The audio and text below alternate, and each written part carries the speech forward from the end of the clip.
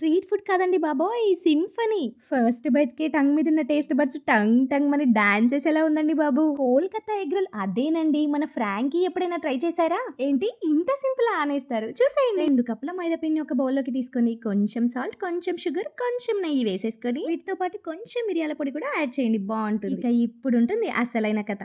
కొంచెం కొంచెంగా గోరువెచ్చని నీళ్లు పోస్తూ సాఫ్ట్‌గా కలుపుకోవాలి పిండిని. ఇలా అరచేత్తో నొక్కుతుంటే మట్టి ముద్దలా కాదు మృదువైన మేఘంలా తయారవ్వాలి. అయినా ఇది పాపం మన జీవితం లాగేలేండి. ఎంత గట్టిగా నొక్కితే అంత మెత్తగా మారుతుంది. జీవితం కూడా అంతే కదండీ. కష్టాలు పడితేనే కదా మనసులో ఉన్న అస్సలైన తీపి బయటకొచ్చేది. ఇప్పుడు ఈ పిండిని ఒక గంట పాటు నిద్రపోనివ్వండి. ఈలోగా మనకు కావాల్సిన క్యారెట్, కీరదోస, కరకరలాడే ఆనియన్స్ కట్ చేసి పెట్టుకుందాం. అలాగే ఓ మిర్చి. ఇప్పుడు లెమన్ జ్యూస్‌తో వీటికి షవర్ చేపిచ్చేసేయండి. ఇక నిద్రపోతున్న పిండిని లేపి మళ్ళీ కింద మీద పడేసి ఇక కావాల్సినంత సైజు ముద్దలు చేసుకొని పీట మీద వేసేసి చపాతీ కర్రతో నిండు చందమామల గుండ్రంగా వచ్చేలా వత్తుకోవాలి. ఆ తర్వాత దానిపైన కొంచెం నూనె, పిండి వేసుకొని వీడియోలో చూపించిన విధంగా ముద్ద చేసుకోండి. అవును, ఇంతకీ మీరు ఫస్ట్ టైం ఫ్రాంకీ ఎప్పుడు ఎక్కడ తిన్నారు? కామెంట్‌లో చెప్పండి.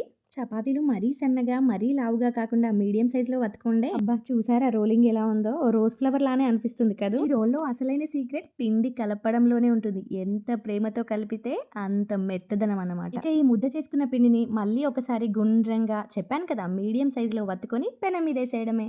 అందంగా తయారైన పరాటాని 2 సైడ్‌లా ఆయిలేసి మంచిగా కాల్చుకున్నాక ఒక గిన్నెలో 2 గుడ్లనేసి కొద్దిగా ఉప్పు వేసి బాగా చిలకాలి. ఇక దీన్ని తీసుకెళ్ళి మనం కాల్చుకున్న పరోటా పైన పెన వేసుకుపోయేలా పడేసెండెహే.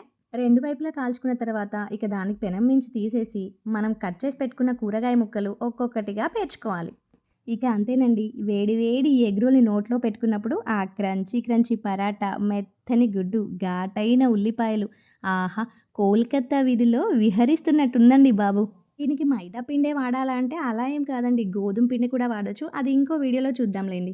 ఇంత సింపుల్‌గా చాలా తక్కువ టైంలో అయిపోతుందండి బాబు. ఖచ్చితంగా ట్రై చేసి చూడండి. నిజంగా చాలా అద్భుతంగా ఉంది. ట్రై చేశాక మీరే అంటారు అన్ని డబ్బులు పెట్టి కొనాలా బయట ఇక్కడ ఇంత బావుంటేను అని.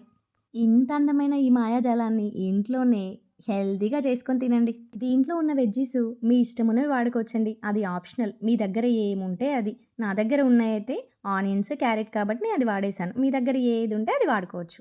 ఎలా ఉంది నా వీడియో, నా మాటలు బాగున్నాయా? నచ్చాయా? ఒకవేళ నచ్చితే ప్లీజ్ అలానే వెళ్ళిపోకుండా నా ఛానల్ సబ్స్క్రైబ్ చేసుకొని కామెంట్స్ చేసేయండి.